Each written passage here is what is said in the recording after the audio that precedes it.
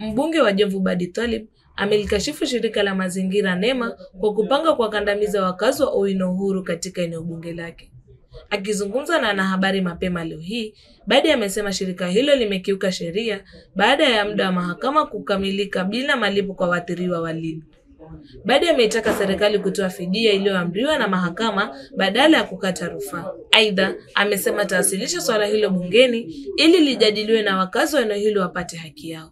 Leo uamuzi wa koti ulitoka kuwa watu wa Owino Uhuru walipwe 1.3 billion. Na katika hiyo pesa mimi nashangaa wakati nikienda kwenye kamati ya bunge watu wa NEMA walikuwa wameappeal hiyo pesa kwa ni nyingi. Nikauliza swali moja, how can the government appeal against its own people? Kuwa leo wasema wananchi wako wasiweze kusaidika katika hali yao mbaya ambao wako nayo. Vile vile katika hiyo pesa kumetoka 700 million ambayo 700 million ni ya restoration ya hapo within 3 months. Uamuzi ulitoka Disemba. Leo mpaka kufikia leo miezi mitatu ishakwisha. Ati jana ndio wanaita watu stakeholders mkutano.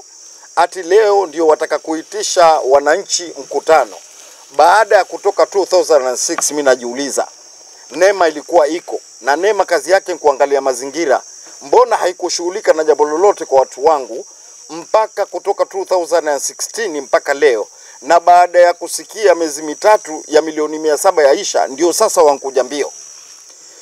Hii nguvu ambao wamekuja nao kutoka jana, leo na siku nyingine, mbona kutoka 2006 walikuwa hawako nayo na wananchi walikuwa wanaishi katika hiyo sehemu ya hapa.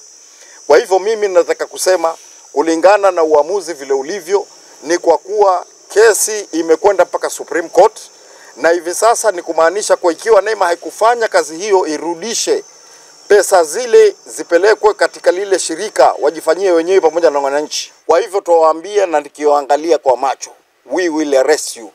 Tutawashika na tatafuta order ya kuja kuwashika. Kwa sababu leo katika dunia hii, Kenya hii, tunaona hakuna mtu ambaye yuko above the law. Nikiripotia runinga ya Fix kutoka eneo bunge la Jomvu, kaunti ya Mombasa, jina langu ni Fatma Yusuf.